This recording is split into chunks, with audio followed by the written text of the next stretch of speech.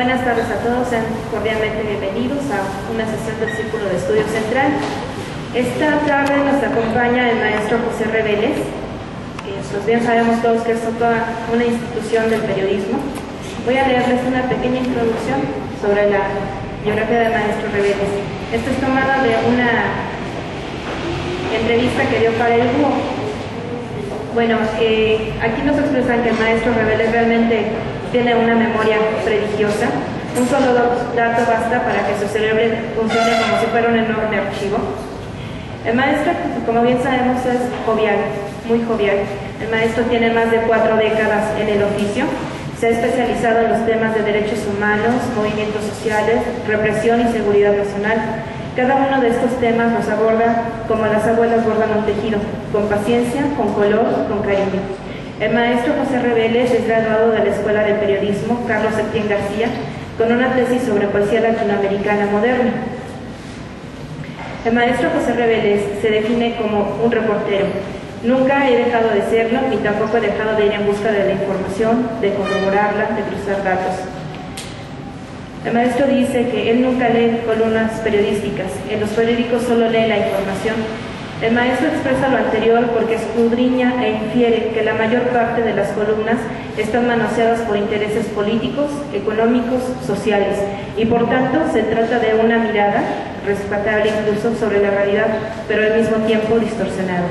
El maestro Reveles ha dedicado su tiempo y experiencia al periodismo de investigación, reportajes polémicos que han denunciado actos de corrupción entre políticos y empresarios, así como de impunidad, abuso de autoridad, ha investigado el tema del narcotráfico y todo esto se ha convertido en libros necesarios para entender la realidad mexicana. Así escribió Una cárcel mexicana en Buenos Aires, Una pandemia devasta México y Las historias más negras, La quina, el lado oscuro del poder, en coautoría con el periodista Salvador Porro, El cártel incómodo, El fin de los Beltrán Leiva y la hegemonía del Chapo Guzmán, Las manos sucias del PAN, Las historias más negras del narco, Impunidad y corrupción en México, y el libro de entrevistas Villa, Sofía Loren y los sandinistas. Esta tarde el maestro Reveles nos va a hablar sobre la situación del periodismo en México y sobre el caso de la periodista Regina Martínez en conmemoración de su asesinato. También quiero comentarles que el maestro José Reveles trajo sus libros y así como es él tan generoso, estos libros normalmente en las librerías cuestan 230 pesos, pero hoy el maestro Reveles nos va a dejar a un precio de 50 pesos.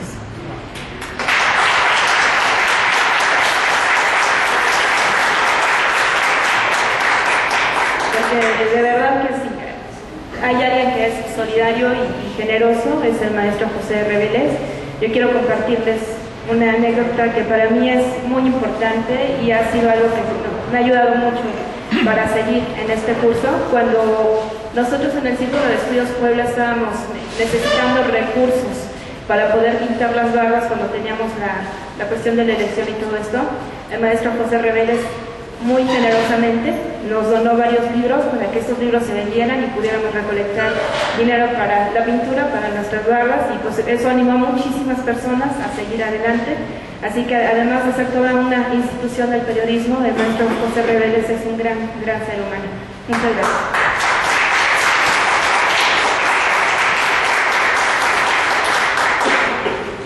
Pues muchas gracias por esta presentación tan generosa de Briseida.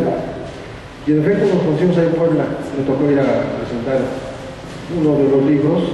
Veo que esa entrevista, yo no me acordaba, debe tener como 2 o 3 años, ¿no? Porque después de ese publiqué otro libro en España que se llama Narco México, que es una especie de bosquejo de lo que está pasando en México para que lo entiendan los extranjeros. Es un poco difícil porque uno tiene que ser como muy esquemático para que agarren la onda, ¿no? Y la verdad es que a veces uno que es también esquemático en México, porque por ejemplo yo este libro lo publiqué hace, ya va a cumplir 2 años en octubre, hace año y medio pasadito, y tocó la casualidad, la coincidencia de que fue la Feria del Libro en Guadalajara el 26 de noviembre del año antepasado. Y yo llego a Guadalajara 2 días antes porque me fui a dar una plática con Colima para regresar a la feria. Y amanece, bueno, aterrizando en Guadalajara, me encuentro con que hay 26 cadáveres tirados abajo del Arco del Milenio, o sea, a 500 metros de la fila.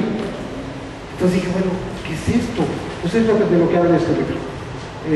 Cuando me hizo favor de entrevistarme Carmen Aristegui, ahí en el contexto de la feria, me dice, oye, ¿de qué habla tu libro? De lo que pasó aquí antier. O sea, no está escrito en el libro, pero es lo mismo. O sea, venimos de una crispación, de una violencia feroz, inexplicable, tonta, absurda, que hizo presa de muchos mexicanos. No como daños colaterales, sino como daños directísimos a la población, ¿no? A la ciudadanía.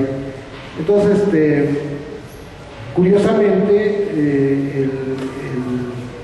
el tema que ocurrió en ese mes, bueno, 2 días antes de la inauguración de la feria en Guadalajara, era que 26 chavos fueron dejados los cuerpos ahí en 2 o 3 camionetas, como una respuesta a lo que había pasado el 20 de septiembre en Boca del Río, que también dejaron 35 cadáveres en la calle.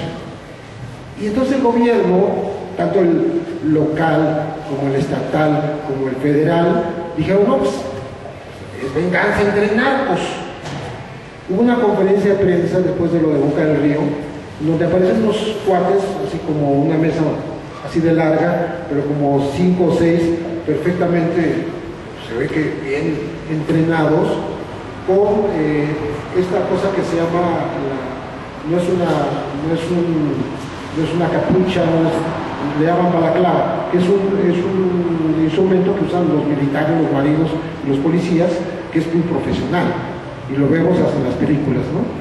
Y estos cuates con botellitas, así como nosotros, nada más que chiquitas, todas muy elegantes, nada más que están dando una conferencia diciendo, somos los vengadores, somos matacetas, venimos a limpiar Veracruz.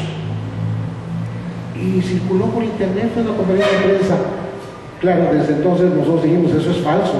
Estos desgraciados son o marinos, o militares, o policías, o paramilitares. Que no pueden. Entonces, bueno, nos pusimos a investigar. No investigar, solamente a ponerse a leer con cuidado, a desbrozar la información, que es lo que tiene que hacer un periodista. Y descubrimos, cuando publican la lista de los muertos Notiver en Veracruz, resulta que eran chavitos que andaban cheleando en la banqueta.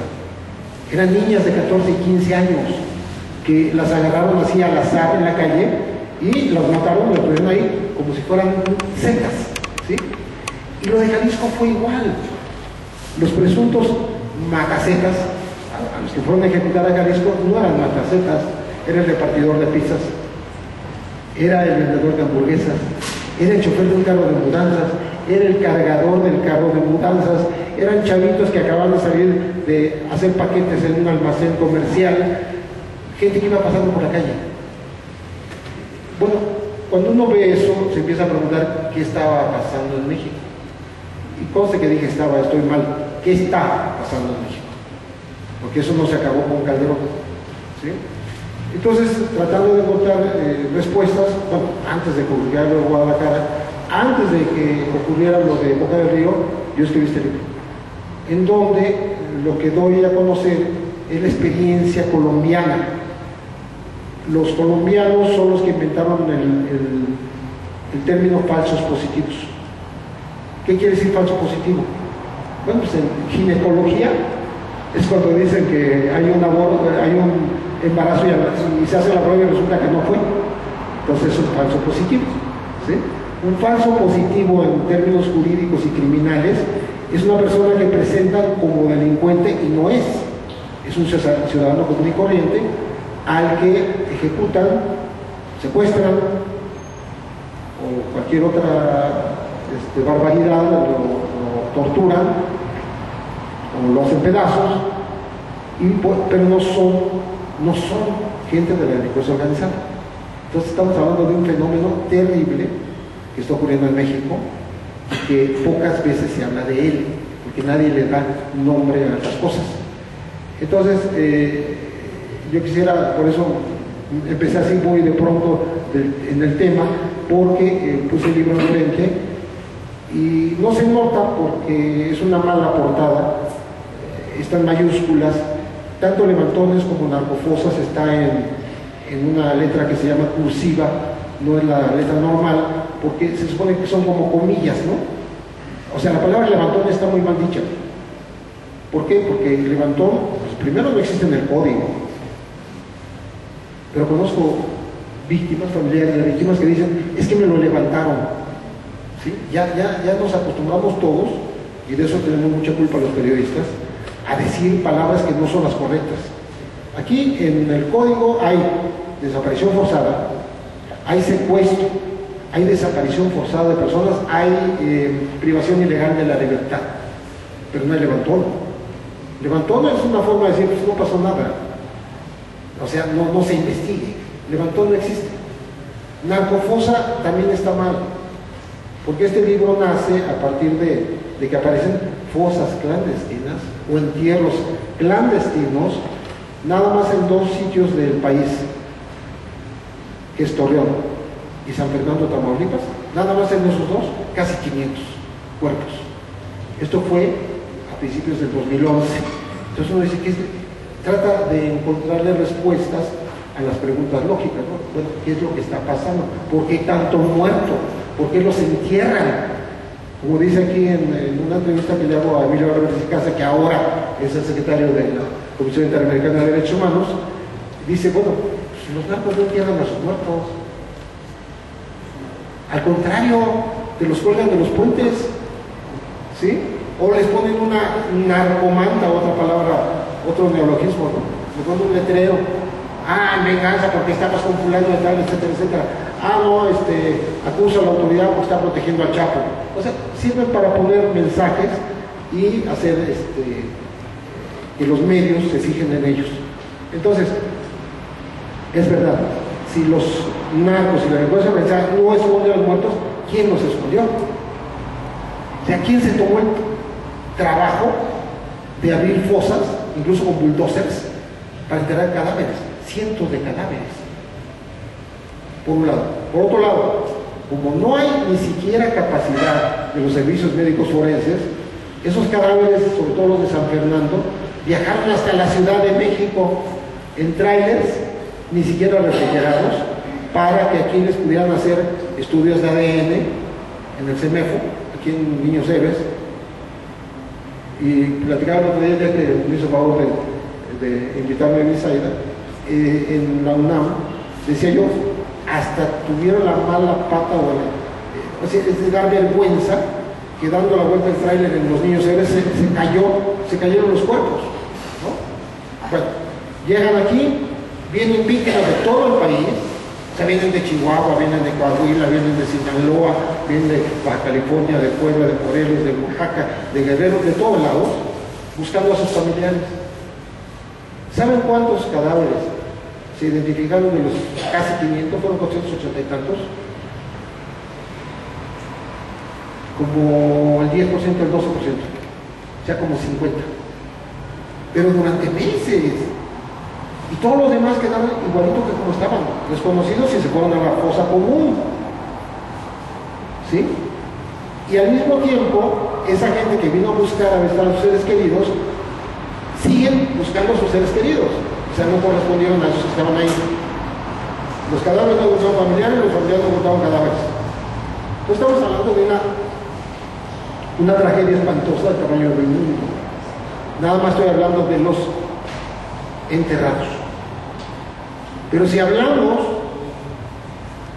de los 26,000 y tantos desaparecidos que admite el gobierno que hubo en los últimos 6 años, pues estamos hablando de otra tragedia, donde están pegadas una a la otra, pero es otra tragedia, porque los desaparecidos de la guerra sucia, así se le llama, tal vez mal llamada, de la guerra contra la guerrilla, contra la subversión, contra quienes querían cambiar al gobierno por las armas en los años 70, bueno, desde finales de los 60, 70 y parte de los 80, hay unos 15, 16 años de este combate por parte del gobierno, un combate ilegal contra lo ilegal. O sea, decían que los guerrilleros eran ilegales, pero ellos hicieron su brigada blanca. Ellos hicieron sus grupos paramilitares clandestinos. Sí, les pagaba la defensa, les pagaba la policía de Durazo, les pagaba la policía policial federal, les pagaba la marina o el ejército, pero eran grupos clandestinos, es decir, operaban fuera de la ley, ejecutaban, no llevaban a la gente ante un ministerio público, se los echaban en caliente, igual que en tiempos de Porfirio Díaz, en la calle donde se los encontraron. Así hubo, o los metían a una prisión clandestina y muchas veces no han vuelto a aparecer. El Comité Eureka de Madres, que preside doña Rosario Ibarra desde hace 30 y tantos años, logró recuperar 149 compañeros y compañeras que ya estaban en cárceles clandestinas y están vivos, o sea, salieron vivos. ¿Pero cuántos no salieron? Estamos hablando de una lista de 532, 534 del Comité Eureka, que son los con los cuales en tiempos del falsario Vicente Fox se creó la Fiscalía del Pasado. Esa Fiscalía del Pasado y la Carabina de Ambrosio más o menos son lo mismo, pero se gastó muchísimos millones. O sea, el Ignacio Carrillo Prieto fue el director de esta fiscalía y Fox la creó para fingir que iba a investigar el pasado criminal de este país. O sea, llegó diciendo, es que hubo una dictadura aquí de 70 años y vamos a combatirla y vamos a investigar quién son. Hizo una investigación que no llegó a ningún lado, no castigó a nadie. O sea, los pocos que señaló, entre ellos Echeverría, no está acusado tanto por las desapariciones, está acusado por la masacre de Tlatelolco. Él está acusado de genocidio y está en arraigo domiciliario, pero es un trabajo del Comité del 68. Entonces la FEMOS fue absolutamente inútil, pero nos costó mucho dinero. Y el propio presidente que la creó, que fue Vicente Fox, la desapareció. Un día dijo, se acabó esto, y ahí nos vemos. Desde el principio vimos que iba a ser una ridiculez, porque yo no conozco un gobierno de derecha que reivindique lo que hicieron los de izquierda. ¿Sí? La gente que se opuso al gobierno y que fue reprimida era gente de izquierda, era gente socialista, era gente que creía en un mundo más igualitario, no era gente de derecha, o sea, no eran como los cristeros en otra época, ¿no? Digo, con el respeto a los cristeros, cada quien piensa como quiere, pero estamos hablando de una lucha que se dio en los 60, 70 y 80 que no tiene nada que ver con la derecha, y fue una cuestión al final, igual que con Fox que con Calderón, solamente propaganda, porque no hicieron nada. Bueno, toda esta introducción tiene que ver porque este libro yo le sugería al editorial que le pusiera un letrero aquí, verde, amarillo, llamativo, que dijera por qué hay 26,000 muertos, 26,000 desaparecidos en México. O sea, ¿cuál es la explicación? Aquí en ese libro están las claves. Bueno, a mí me invitaron para que hablara de los periodistas, de lo que nos pasa a los periodistas en este país. Lo que pasa es que aquí siento que el tema como que no es el más adecuado, por eso empecé a hablar más en forma global, porque los periodistas que somos ciudadanos comunes y corrientes, con el único añadido de que servimos de vehículo de transmisión, somos un vínculo entre los poderes y la sociedad, una vía de denuncia cuando se hace bien el trabajo, una vía de investigación cuando se hace bien el trabajo, una fuente de fidedigna cuando se hace bien el trabajo. Cuando se hace bien el trabajo, o te amenazan, o te matan, o te desaparecen. Estamos hablando de un país que no está en guerra formal, México, que no tiene un conflicto bélico declarado, pero hay más de 100 muertos, más de 100 periodistas asesinados con violencia en los últimos 10 años, 12 años. ¿Sí? Las cifras varían, pero pues al caso es lo mismo. Unos dan 89, otros dan 90 y tantos, otros dan 110. Pero estamos hablando de alrededor de 100 o más periodistas asesinados en razón de su trabajo. Justamente en el marco del aniversario del asesinato de Regina Martínez, la Casa de los Derechos de los Periodistas distribuyó una carta que le mandó al presidente de la República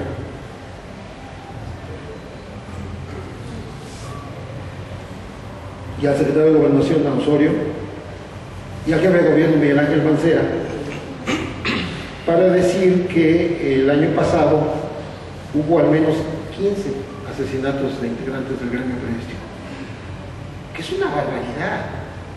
Estamos hablando de que en 2010, por ejemplo, hubo 10 u 11 entre 25 en toda América. O sea, en México nada más, 10 u 11. No me traje aquí los papeles, pero de memoria les cito los informes más recientes de organizaciones internacionales de juristas. Hablan de periodistas asesinados en medio de conflictos armados, o sea, Irak, Afganistán, Somalia, se me fue ahorita en otro lugar, pero son lugares donde hay guerra. Aquí se supone que no hay. Bueno, en la cabeza de Calderón se ve una guerra, ¿no? Mal dirigida, por cierto. Y resulta que en un país que se dice pacífico y democrático, que somos nosotros, eso dicen, ¿no? Hay 15 asesinatos el año pasado. Y ya en este año, en 3 meses, ya van 3. O sea, estamos en Cuando se empezó a hacer el recuento de los periodistas, yo me acuerdo de una tesis que hizo Gustavo González en los 90s para la Facultad de Ciencias Políticas Sociales, él ya daba más de 100 en los últimos 30 años de entonces, o sea, a partir del 70. Pero en pocos años lo superamos y éramos segundo y tercer lugar después de Colombia y Argentina. Ya los desbancamos. O sea, México es absolutamente el campeón de asesinatos de periodistas en América y uno de los principales en el mundo. Yo creo que el principal, si quitamos los conflictos armados.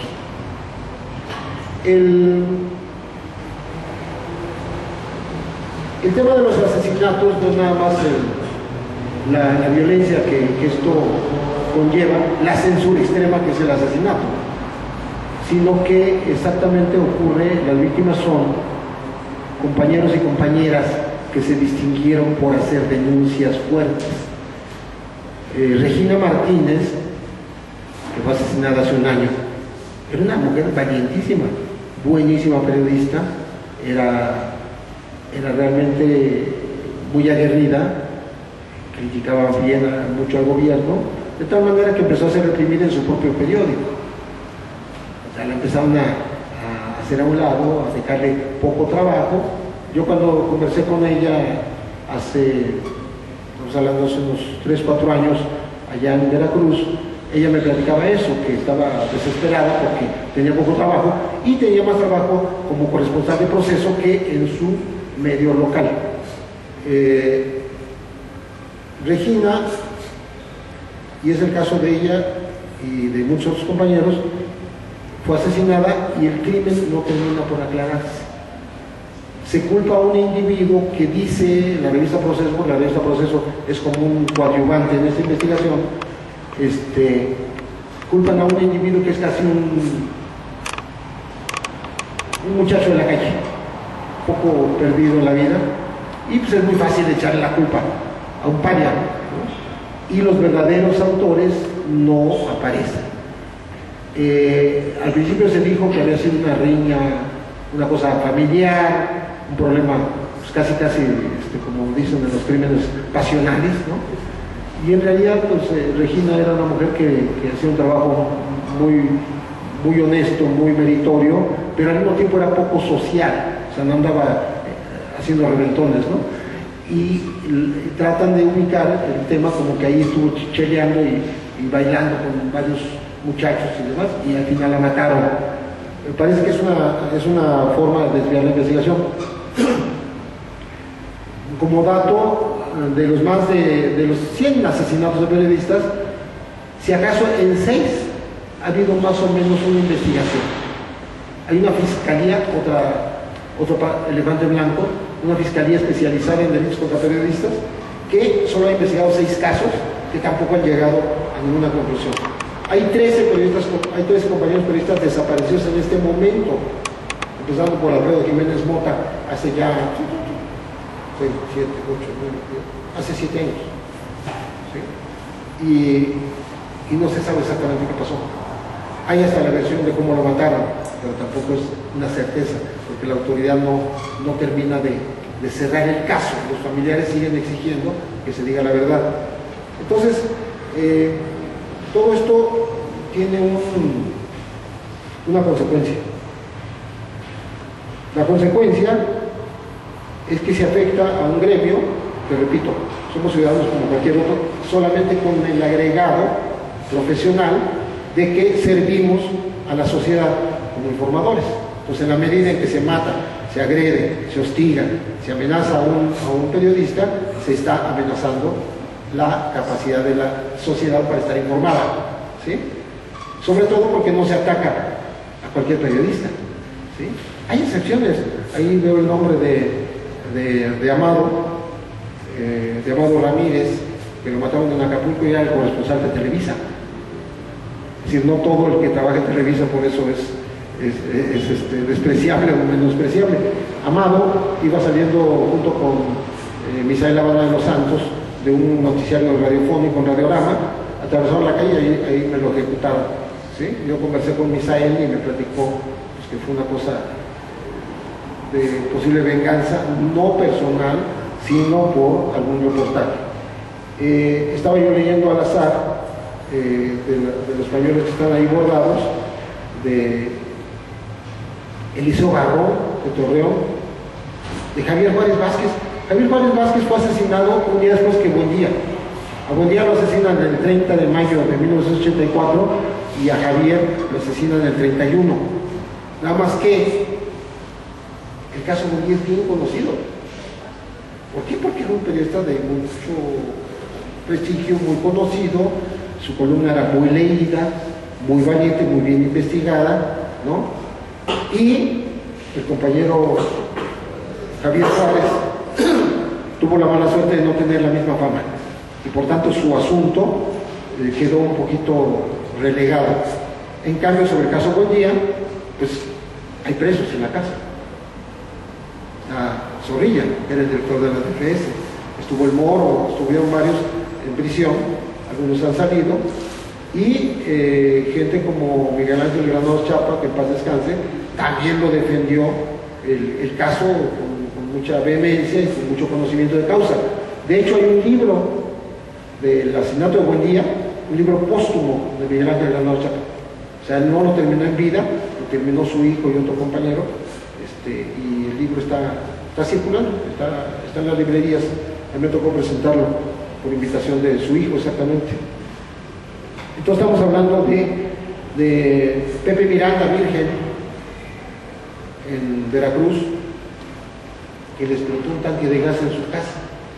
Pero pues la gente dice que no puede ser, o sea, es muy difícil que un compañero periodista, reportero que era muy crítico, se muera de esa manera.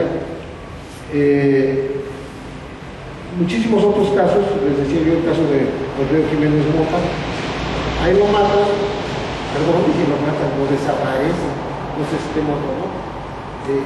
En un libro yo publico la versión que da Contralínea de cómo hay un testimonio de alguien que dice que lo mataron y que vio cómo lo mataron, por eso dije matan. Pero bueno, es un desaparecido oficialmente y lo desaparecen porque él publicó no tanto la división que empezó a haber entre el Chapo y los Beltrán Leiva, sino la complicidad de las autoridades de Sonora y las federales con ese cártel, ¿sí? Entonces él publicó un artículo que se llamó Los Tres Caballeros, en donde da a conocer quiénes eran estos tres caballeros. que eran que te ligara al gobierno y al narcotráfico. Es una historia que parte de hace 7 años, repito, y que curiosamente se revivió antier, porque agarraron al suegro del Chapo. El suegro del Chapo es un chamaco, digo para el Chapo. El Chapo tendrá 58 años y su suegro tiene 45. ¿Por qué? Porque el Chapo se casó con una muchacha de 18, que es Emma Coronel. No es un casorio común y corriente. O sea, el Chapo tiene hijos mayores que su esposa, ¿sí? Porque estuvo casado primero con una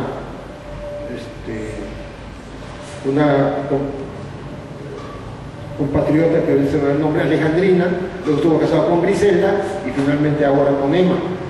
Entonces por eso cuando la conoce tenía 17 años, se casó con ella a los 18 y cuando se casó, según un reportaje excelente que publicó Proceso de Patricia Dávila, cercó toda una zona del Triángulo Dorado en el norte del país, Durango, Sinaloa, por Canelas, por esa zona, en donde no entraba ni el ejército, ni la policía federal, ni la policía local, aunque dicen que había invitados de todos ellos, ¿sí?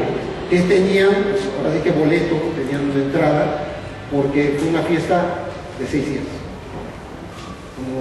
como debe ser. Y el Chapo era el hombre más buscado de este país, sigue siendo el hombre más buscado.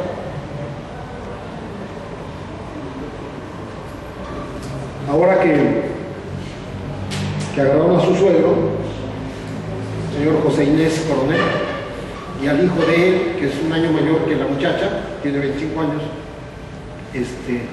porque cuando les hablo de 18, es cuando ocurrió el casorio, hace 6 años. Dicen que ahora sí van a agarrar al Chapo, y a lo mejor yo creo que, según he hablado con expertos en tecnología, de inteligencia y contrainteligencia, dicen, no, es que la brecha entre lo que tienen los de la delincuencia organizada y lo que tiene el gobierno, hablo de tecnología y de capacidad de saber lo que está pasando enfrente, es enorme. O sea, los que tienen la ventaja son los narcos, los delincuentes organizados, contra la tecnología que tiene el gobierno, por varias razones, porque es obsoleta, porque se roban la lana, porque se roban los aparatos, ¿sí? Hace 3 semanas corrieron al hombre que nos espiaba a todos, pero lo corrieron porque se llevó una máquina a su casa que vale millones de dólares, no porque no sirviera, porque servía. Y por ahí está todavía está en su puesto el que nos espía a los periodistas, sé quién es, ¿no? Ahí está todavía. O sea, no se han ido los calderonistas, todavía están algunos ahí. Bueno, calderonistas que antes fueron priistas y que vuelven a ser priistas ahora, ¿no? Eso no. La gente mala en este país no le importa a qué partido sirve, ¿sí? Como sugirió un compañero aquí, hay que prepararse por los huevazos contra aquellos que traicionaron y se fueron al gobierno, ¿no? Mencionó 2 nombres. Mencionó Rosario Robles y mencionó a nuestro amigo Mario de Constanzo, porque era un excelente compañero que nos daba unas entrevistas sensacionales, porque es muy inteligente. Bueno, en el marco de esto, yo no quiero insistir demasiado en lo de los periodistas porque finalmente es un tema muy grueso, muy fuerte en este país, pero que ahí está, para que se investigue, para que se haga algo. A mí me parece más grave lo que está pasando con la población en general.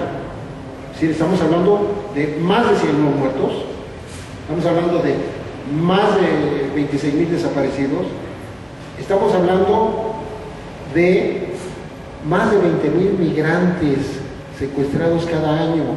Ayer otros atacaron al tren, a la Bestia, con 300 indocumentados y no sabemos todavía qué pasó. Yo lo escuché en la mañana, no sé en este momento si hubo muertos, lesionados o secuestrados. Es decir, eso ocurrió apenas hace unas horas. O sea, es un crimen que continúa, ¿no?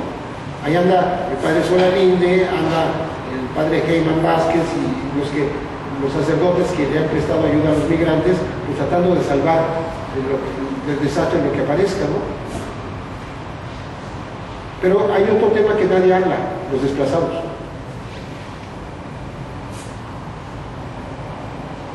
Aparece un dato que luego se perdió, pero búsquenlo en internet. Parametría, desplazados por la guerra. Según parametría, el año antepasado decía que había 1,5 millones, más bien 1.600.000 mexicanos que se habían tenido que ir de su lugar de origen por la violencia. Es decir, es un fenómeno que poco conocemos, pero que le llegan a uno datos precisos.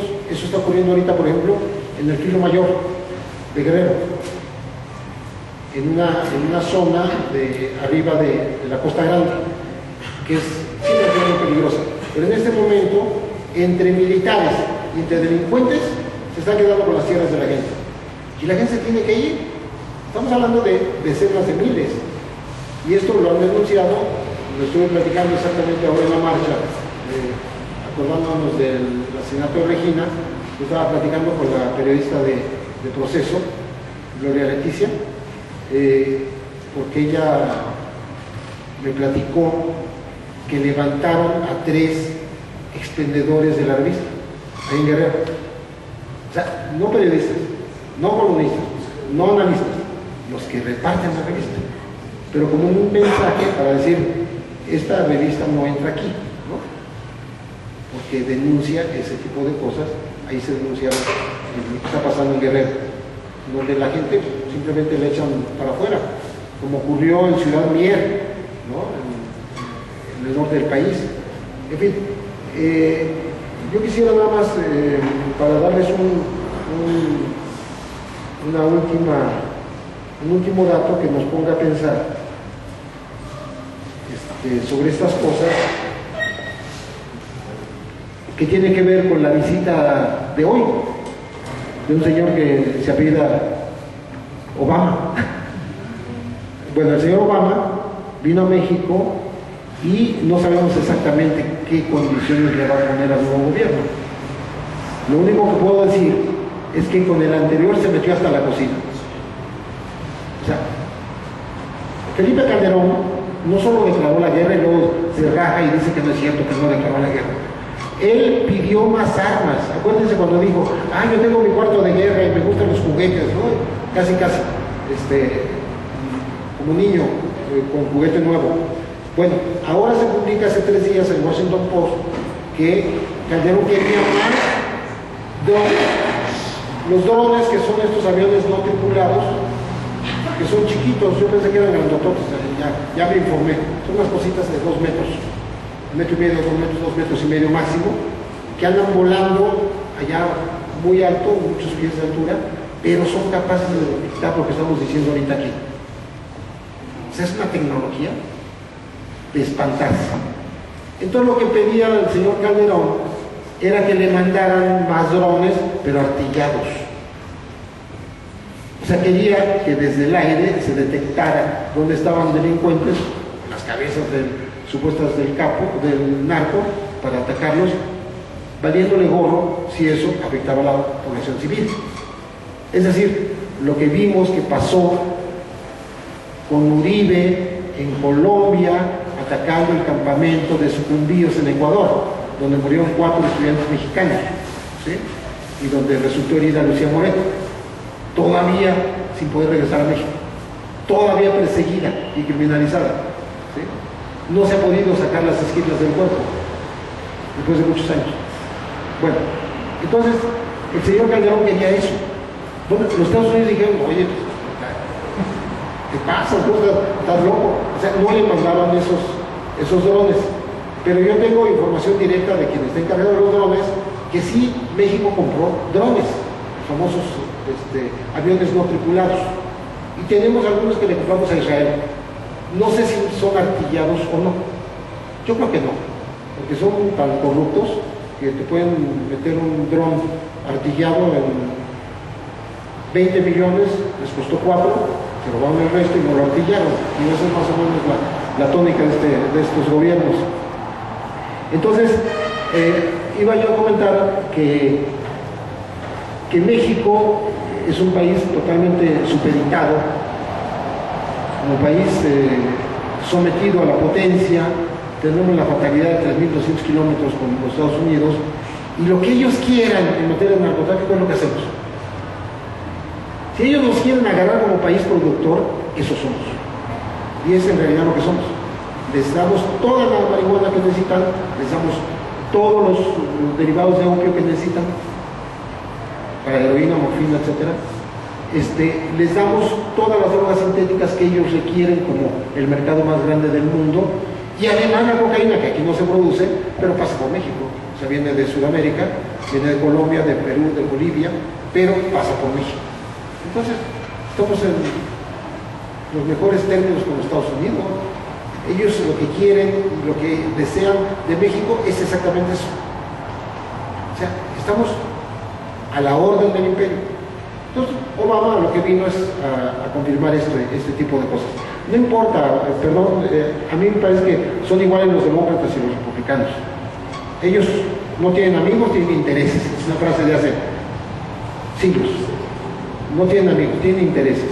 Y en México no somos sus amigos, nos tratan como patio trasero, y además nos exigen que hagamos lo que quieren que hagamos.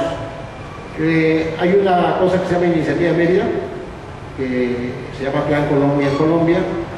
Les dan más lana a los colombianos que a nosotros, lo cual a mí ni me va ni me viene.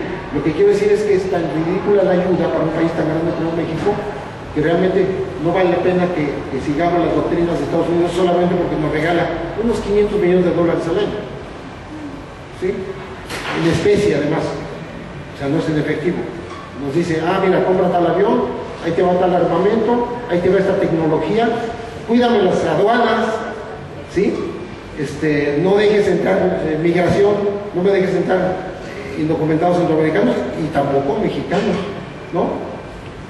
Entonces les voy a decir, como dijo una vez un general retirado o jubilado del PRI de Veracruz, que se llama Roberto Vadillo, que no es ningún santo ni cosa que se le parezca, estando en la Comisión de Relaciones Exteriores de la Cámara de Diputados, fue a comparecer la canciller Patricia Espinosa, y él le dijo abiertamente, oiga, por pinches 500 millones de dólares nos bajamos los pantalones. O sea, tenemos reservas acumuladas en ese momento que él lo decía, por más de 85 mil millones de dólares, y por 500 dólares nos estamos bajando los pantalones. Así lo dijo en tribuna, ¿sí? No salió al aire porque lo dijo en una comisión, pero él me lo dijo directamente a mí, me lo platicó. Entonces, estamos hoy, el día de hoy, yo creo que estamos en el riesgo de que México todavía se afilie con más ganas a la política de los Estados Unidos. Y esa política implica represión contra todo movimiento sospechoso de ser disidente, ¿sí? Significa lucha antiterrorista, y terrorista podemos ser todos los que estamos aquí, ¿sí? ¿Sí? Yo creo que, lo digo en otro libro que no traje aquí, se llama Las Historias Más Negras, los bombazos en Morelia los puso el gobierno, las granadas las puso el gobierno. Esos muchachos que están en la cárcel no son los que lanzaron las granadas, me consta, porque hablé con sus familias, tengo los manuscritos donde describen la tortura de que fueron objetos, uno de ellos durante una semana, ¿sí? O sea, lo amarraron con mecates y lo arrastraron en los ríos, raspándose con las piedras, como él dijo, así todas las largas raspadas, ¿no? O sea, de esa manera los hicieron confesar que lanzaron las granadas. Pero yo digo que fue el gobierno criminal de Calderón, por manos muy seguramente de García Luna, Genaro García Luna, para darle pretexto a los Estados Unidos, es decir, en México hay narcoterroristas. Ahí empezó el narcoterrorismo. O sea, empezó a hablarse de eso en México a partir del 15 de septiembre de 2008. ¿Sí? Bueno, una vez dicho esto, digo, yo no soy muy optimista de lo que va a resultar de esta reunión, porque yo no más estoy hablando del tema de la seguridad y de la delincuencia, pero está el tema económico, está el tema de los migrantes, ¿sí?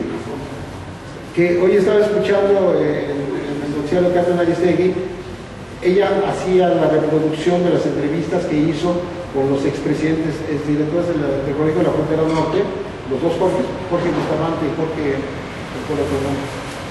Bustamante, y son dos exdirectores del Colegio de la Frontera Norte, que dicen, bueno, los gringos nos dijeron, bueno, ustedes mexicanos ni discutan los temas de migración, es nuestro tema, es nuestra decisión, es nuestro país y es nuestro territorio. Y muy obediente México no lo discute. O sea, por supuesto que nos toca a nosotros. Si nosotros somos los que estamos aportando esa mano de obra, que además no es porque ellos sean muy dadivosos y muy generosos, sino porque la necesitan. Como dijo el eximio Vicente Fox, dicen por qué lo de ex, el eximio Vicente Fox dijo, pues es que hacen trabajos que ni los negros hacen, ¿se acuerdan? Bueno, lo necesitan ellos, pero ni siquiera nos toman consulta de nuestra opinión para hacer sus reglas. Y ya está en marcha una ley migratoria que va a implicar más muros, que va a implicar lanzar a más migrantes a las zonas desérticas, que va a implicar encontrar más cadáveres exactamente en el desierto, porque tapan, simple y sencillamente, ¿no?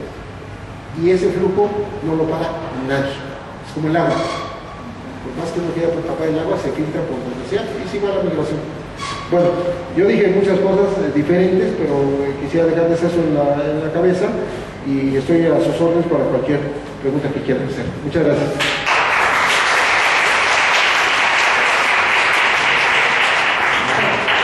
Muchas gracias al maestro Reveles. Quien quiera hacer preguntas, si pasa aquí al frente, por favor.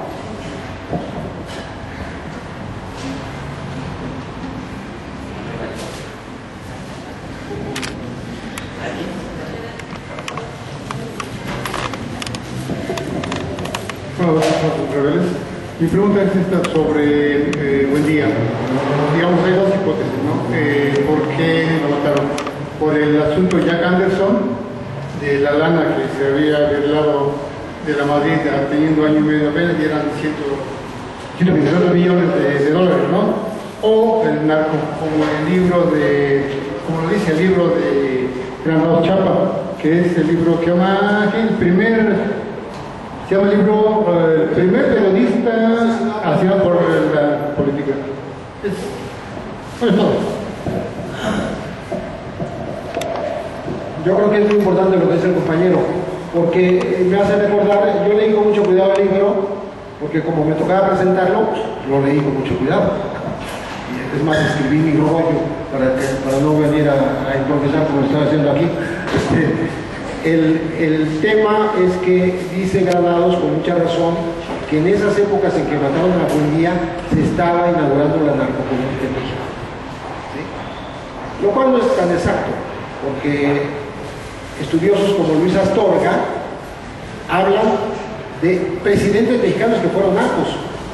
Habla de Abelardo Rodríguez, que era jefe de una mafia y era presidente de la República. Estamos hablando del líder del Senado en tiempos de Alemán, o sea, el Beltrones de aquella época, ¿no? O el Gamboa, ¿no? Que era nada menos que su ex guarura, ex chofer, ex pistolero, y lo hizo líder del Senado. Estamos hablando de esas épocas en que todo se podía hacer aquí en México. Se puede seguir haciendo, desgraciadamente, mientras la gente no lo impida. Entonces, sí es verdad, él menciona que ahí se inauguró propiamente la narcopolítica y que tiene que ver con eso. ¿Por qué? Porque Zorrilla era un corrupto que ni siquiera necesitaba presupuesto, porque él mandaba extorsionar o recibía dinero de las organizaciones criminales y con eso se movía.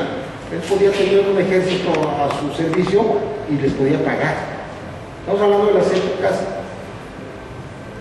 Justamente eso decía yo en la universidad hace unos días.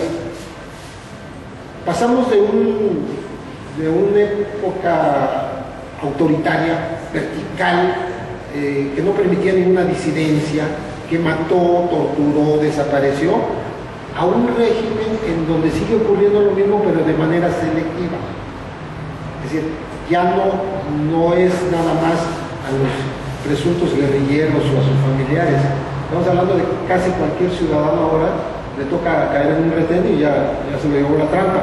Pero estamos hablando dentro de esa violencia, dentro de esa crispación que hay en el país, dentro de esa guerra no declarada, también se persigue a la disidencia, ¿sí? Pero se les selecciona, ¿no?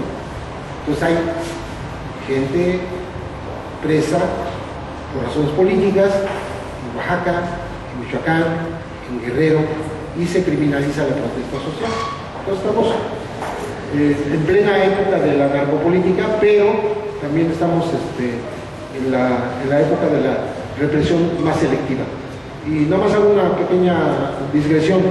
Estuve en el Museo de la Memoria Indómita de Doña Rosario en la recordación de 34 años del asesinato de unos guerrilleros del Movimiento de Acción Revolucionaria en aquella época. Pero estamos hablando de que dice que fue un exceso de fuerza porque llegaron y acabaron con un montón de gente, y el que habló ahí fue el hijo del muerto, Inti Martínez, y su madre fue desaparecida y apareció. Y mandó una carta hermosísima, la hija de otra ex desaparecida, la hija de Elda Nevares, diciendo: nosotros no creemos en esa ley de víctimas, nosotros no somos víctimas, no somos luchadores, nosotros no aceptamos dinero por nuestros desaparecidos, ni por nuestros encarcelados, ni por nuestros asesinados.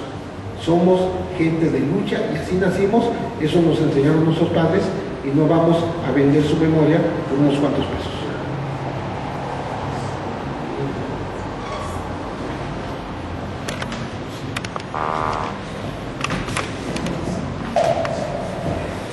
Maestro, una pregunta.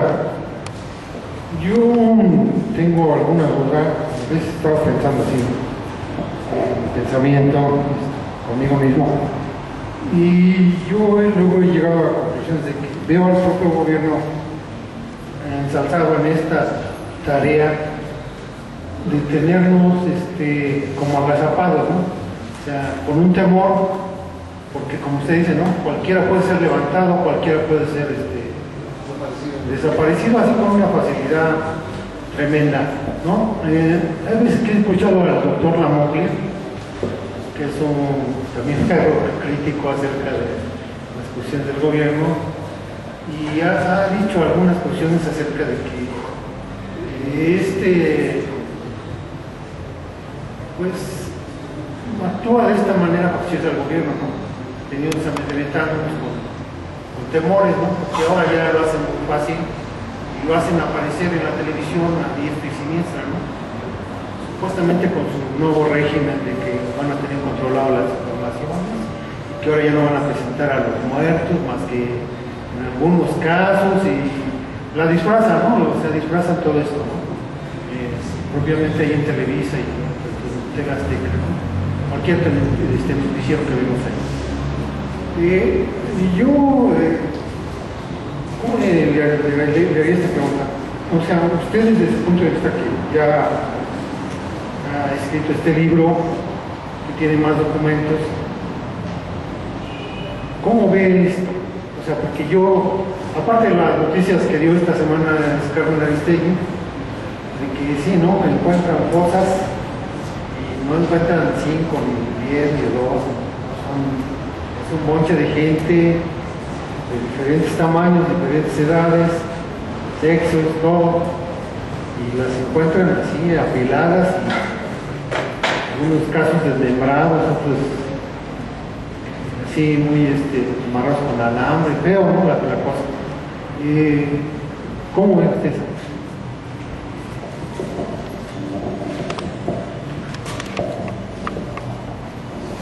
Bueno, en términos generales yo creo que hay dos maneras de desinformar. Una es escamoteando, ocultando la información que realmente vale la pena. Y dos, es atosigarnos, atiborrarnos de información de tal manera que nos perdamos, o sea, como para desorientarnos. Entonces, cuando se da mucha información de violencia, pero sin contexto, o sea, nada más los flachazos de sangre, explosiones, tsunamis, asesinados, ejecutados, colgados de los puentes, etcétera, etcétera, llega un momento en que nos hace casi normal, nos aturde, es casi cotidiano. Entonces yo creo que ahora estamos ante la perversidad de un exceso de información malévola, y digo malévola porque está mal manejada, adrede está dada como algo cotidiano, como para que nos acostumbremos.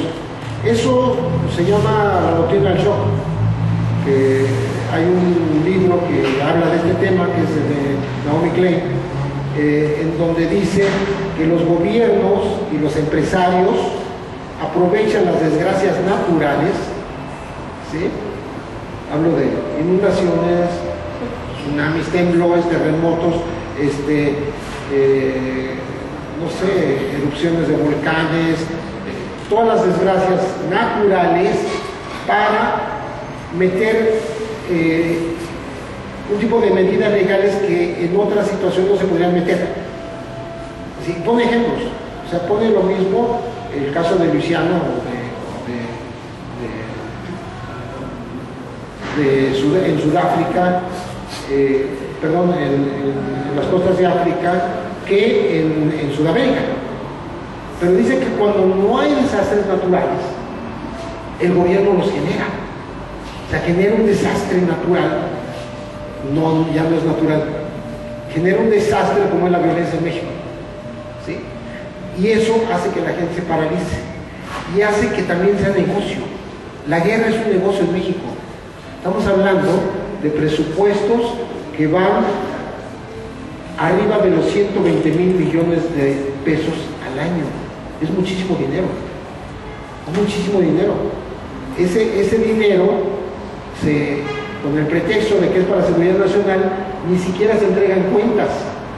Entonces, se lo roban con una enorme facilidad, ¿sí? Genaro García Luna se dio el lujo de, con dineros de un fideicomiso, porque ellos generan fideicomisos que no son fácilmente, bueno, ni siquiera lo permite la ley, hacerles un escrutinio, y de ahí compró 3 helicópteros Black Hawk, esos que aparecían en las presentaciones de sus jefes de bandas, en $45 millones, ¿sí? Pero para que no crean que nada más estoy hablando de Genaro García Luna, el señor Mondragón, que estaba aquí en el DF y que se acaba de ir al gobierno federal, yo ya lo sabía hace mucho y lo he platicado, pero salió apenas aquí en el reporte Índigo, rentó patrullas y rentó motocicletas. Rentar a un precio de 1.100.000 cada patrulla equipada. Comprada cuesta 600. Entonces la rentó para 3 años. Lo más perverso del asunto es que esto lo hacen en muchos gobiernos de los estados y varias dependencias. Lo hace la CFE, lo hace el SAT, lo hace el IFAI. Muchas organizaciones rentan automóviles con sobreprecios, porque la ley da una orden de austeridad. Dice, no andes comprando vehículos, porque estamos en austeridad. Entonces mejor réntalos, y lo rentan y les sale más caro rentarlos que comprarlos. Eso que les estoy platicando de Mondragón está documentado, y búsquenlo, está en el reporte de Índigo Antier.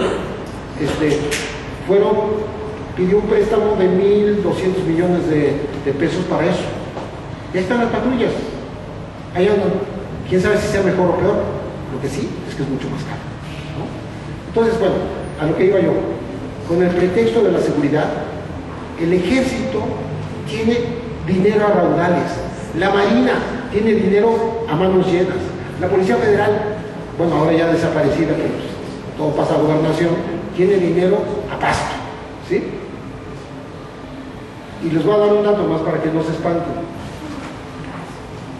Cuando hay un desastre natural, hablando de desastres naturales, el plan DN3 de la Secretaría de la Defensa Nacional implica que tienen que llegar, cuando hay una inundación o un terremoto, con 1 millón de estas botellitas. O sea, como que es una cosa de regla. Llegas con 1 millón para auxiliar a la población damnificada. ¿Saben en cuánto sale cada botellita llevada a una zona de desastre? 36 pesos. ¿Por qué? Pues que el transporte, que el helicóptero, que el Hércules, que no sé qué, ¿no?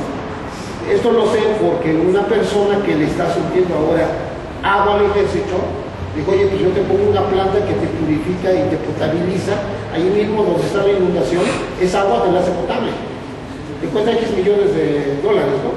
Pero, si prefieres, te vendo yo el agua y te la voy a poner a 1.50, pero no la botellita, sino el garrafón de 20 litros. Entonces, ubiquen ustedes el tamaño del negocio. ¿Y eso quién lo vigila? ¿Quién vigila el ejército? Bueno, y si hablamos de magistrados y de jueces y de ministros y de secretarios, entonces no terminamos. Si hablamos de, ya se fue el compañero que hay que echarle huevos a Rosario Robles. Bueno, nomás les doy una cifra para que se espanten. Los programas sociales de este país representan el 58% del presupuesto. Es decir, 1.700.000 y tantos millones. Esto quiere decir 1 millón de millones más 750.000 millones. Eso son los programas sociales. O sea, gobiernos como estos que dan calidad, que no solucionan los problemas del desarrollo, sino que le dan a la gente, entre más caritativo es el programa, es más negocio. ¿Por qué? Porque oportunidades, por ejemplo, que se supone que beneficia a 6,5 millones de familias, y digo se supone, porque cuando yo publiqué el libro de las manos sucias del PAN, la cifra andaba en 5 millones de familias que recibían oportunidades, es decir, dinero para que sus hijos puedan acudir a la escuela. ¿Sí? Es un suplemento entre alimentario y salud y escuela. Y en esa época eran algo así como 30,000 millones. Pues cuando terminé el libro me dijo Julio Volpini, fíjate que no son 5 millones, descubrimos que nada más son 3,5. O sea, con encuestas del propio gobierno, del INEGI, comprobaron que los 5 millones eran 3,5. Es decir, 1,5 millones andaban volando, con nombres falsos, con listas apócrifas, con homonimias, con muertos, no lo sé, o gente que inscriben y no le da nada. Estamos hablando de 1,5 millones. Yo hacía mis cuentas en esa época, eran 18,000 millones de pesos al año. Bueno, ahora son más. Y entre oportunidades y el programa que tanto criticó el gobierno federal que hizo el modelo López Obrador, el programa Los Viejitos, del grupo Los Viejitos, ¿no? Que le dan una lana porque se merecen y no merecemos, yo ya no la cobro, pero sí me la merezco. Ese programa fue muy criticado del gobierno federal. Dijeron, son electoreros, ¿no? Es para conseguir clientela, es para tener cautivos ahí a los votantes, ¿no? Bueno, ya lo tiene el gobierno federal, se llama 70 y más. Entonces, oportunidades y 70 y más son más de 100,000 millones. Es un lanal, pero además es a fondo perdido, así se le llama técnicamente. Es decir, no tienes que entregar cuentas a nadie. Ese es el pequeño cochinito que tiene Rosario Gómez ahora en sus manos. Estamos hablando de casi 200 programas sociales que incluyen oportunidades, 70 y más, empleo temporal, Procampo, Papa, Promusar, proyectos de la mujer,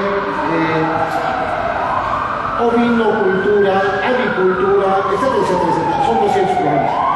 Bueno, para que se den una idea de cómo se gasta y de cómo se pueden embolsar muchísimas euros. Y lo hacían los panistas, hoy lo hacen los priistas y lo hacen los periodistas.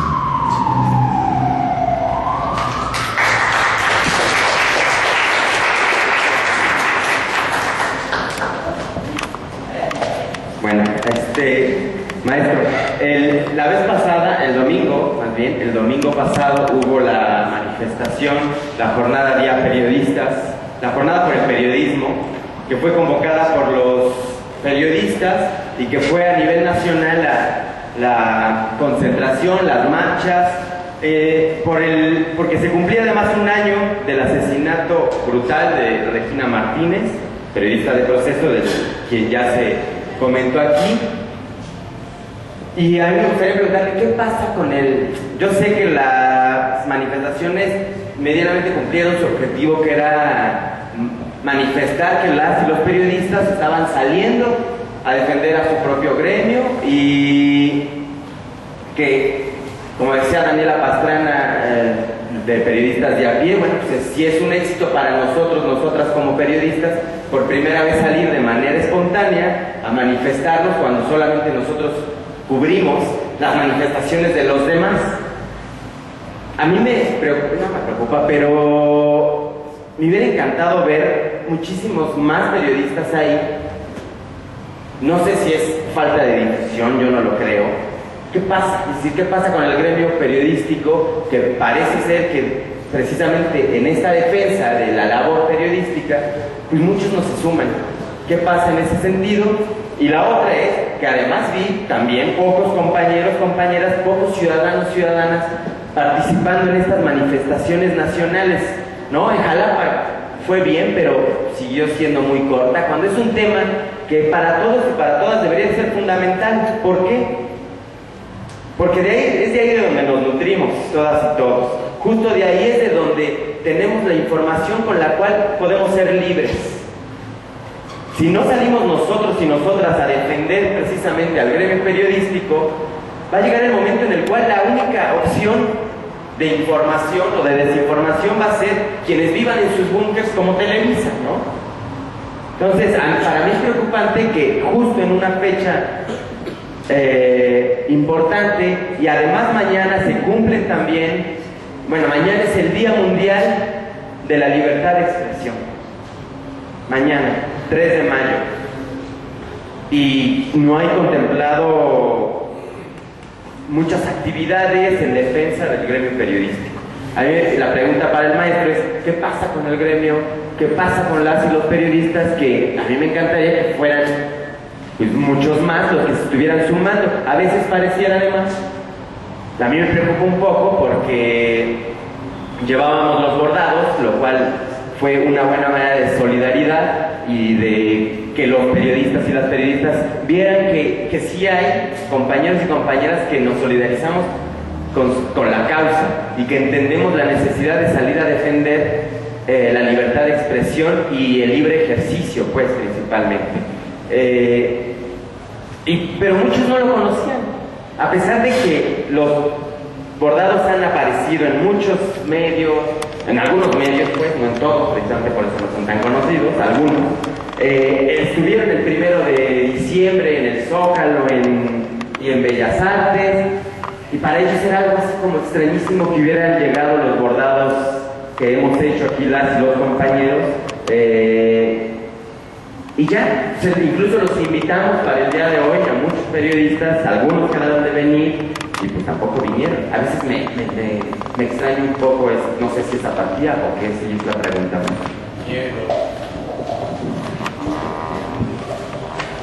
Voy a tratar de ser breve porque es un tema para la plática completa. Bueno, debo empezar diciendo que los periodistas no solemos hacer autocrítica. Para empezar. O sea, lo que criticamos hacia afuera, no lo criticamos hacia el gremio. Hay una gran desunión, hay mucho individualismo.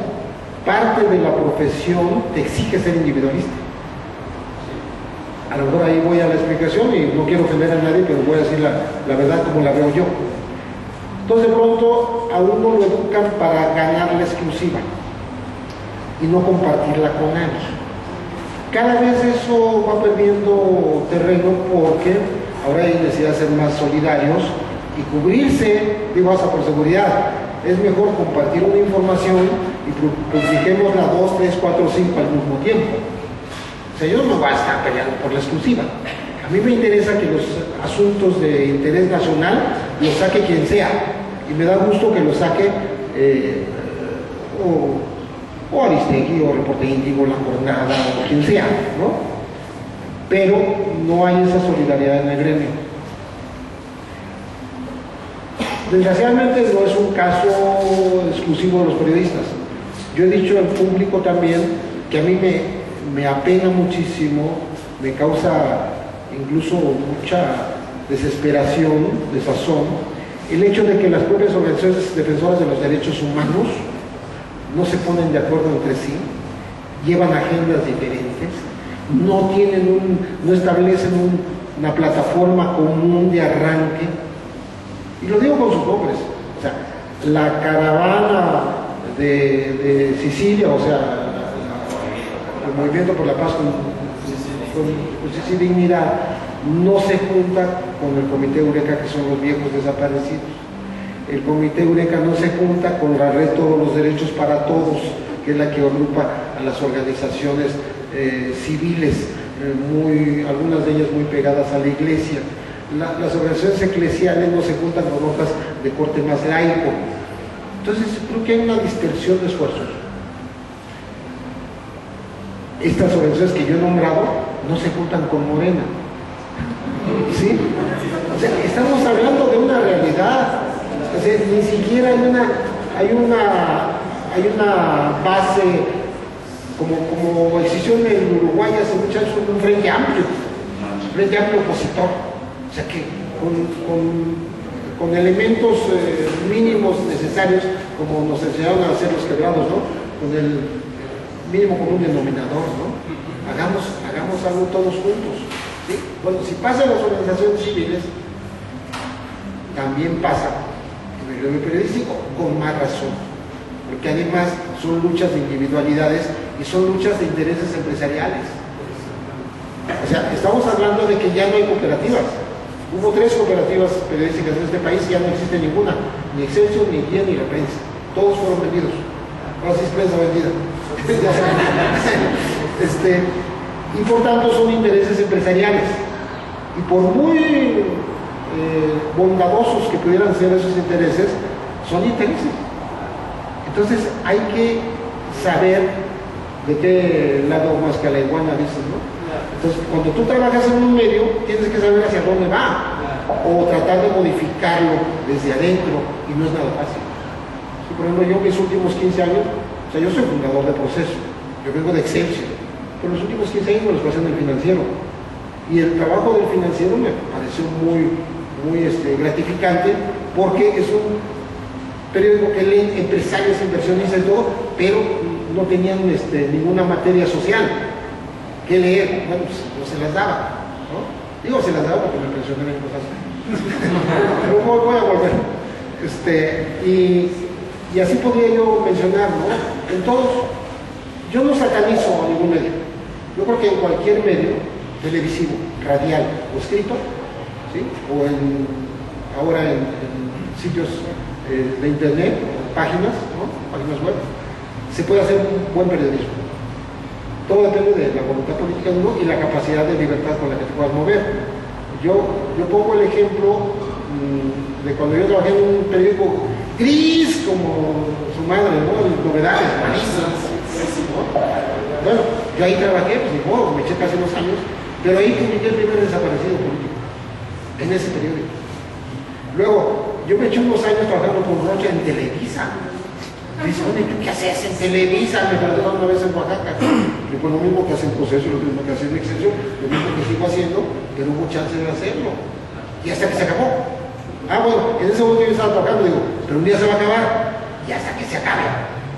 Ahí vamos a estar. Entonces yo creo que sí se vale en cualquier medio trabajar, porque además es un gremio que requiere, primero, muy mal pagado.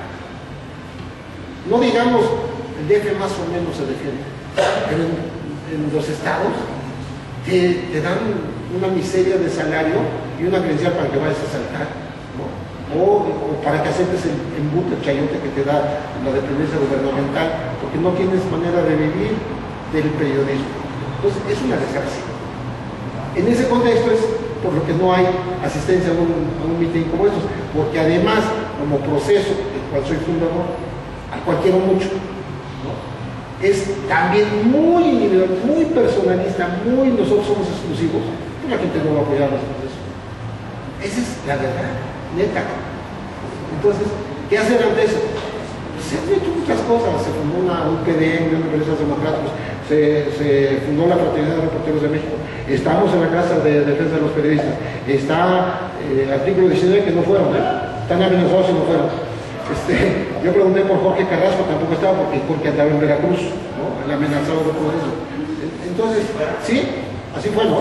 Entonces, estamos hablando de que el gremio está desunido como la sociedad mexicana, pero se nota más porque somos poquitos, ¿no?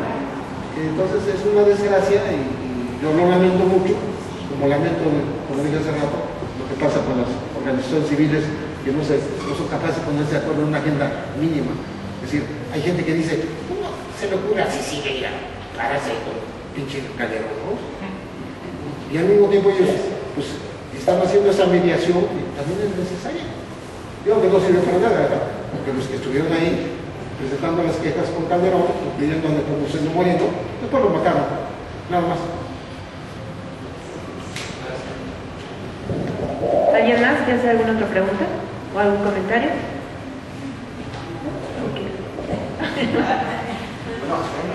Bueno, hasta la media hora de Va a ser mi media hora. No, bueno, es que yo insisto en la necesidad de que nos sigamos solidarizando y que este tema no sea un tema coyuntural y que sea un tema que permanentemente lo estemos tratando aquí y un tema que en cuanto haya la oportunidad sigamos saliendo a solidarizarnos si es que hay alguna concentración, alguna marcha, alguna manifestación, lo que haya a favor del periodismo, pues a favor del ejercicio del libre periodismo, ¿va? Y por lo del tema de los últimos asesinados, el caso de Daniel Alejandro Martínez Basaldúa, que fue brutalmente descuartizado y que ahora el gobierno dice que tenía nexos con el narco, ¿no? Entonces, bueno, no sé si nos quisiera comentar algo sobre eso. Sí, yo tengo aquí los nombres de los periodistas, pero no lo leí, de los compañeros que han sido victimados recientemente. No, es que se me olvidó decir dos cosas. Uno, agradecer exactamente esa solidaridad, que es muy importante. Cuando hubo la marcha más importante de periodistas, que fue el año antepasado, sí hubo como 3,000, pero fue una vez, o sea, fue histórica. Y hubo apoyo del sindicato de la UNAM, de los telefonistas, o sea, hubo gente externa de los periodistas que apoyó. Pero esta vez como que faltó capacidad convocatoria. Cuando tú dices periodistas de a pie, pues ellas solitas, digo, porque periodistas de a pie son mujeres casi todas, ¿no? Hacen el chiste que la cuota de género es Alberto. Los demás todos son mujeres. Ellas solas juntan un ponche de gente. O sea, yo he ido a reuniones en donde hay más que los que estamos aquí. Pero en esta marcha hubo presencia de muchos lugares, ni de la Casa Periodista, ni del Sindicato de Redactores, ni de periodistas de a pie, ni mucha gente de proceso que andaba en Veracruz, etcétera, etcétera. Entonces yo creo que es necesario que hagamos los periodistas lo que exigimos que haga la sociedad. ¿Sí? Nos ponemos ahí de dictadores de lo que debe hacerse y no lo hacemos nosotros, ¿no? Entonces yo creo que, y es bueno que haya esa solidaridad, pero también que haya esa presión. La presión de la gente es muy importante. Juntó más gente Carmen Aristegui cuando andaba con su bronca con MBS, bloqueando toda la Obregón, estaba llena la casa de Dan. Imagínate, ya tengo una buena idea, la próxima la invito yo a ella. Muchas gracias.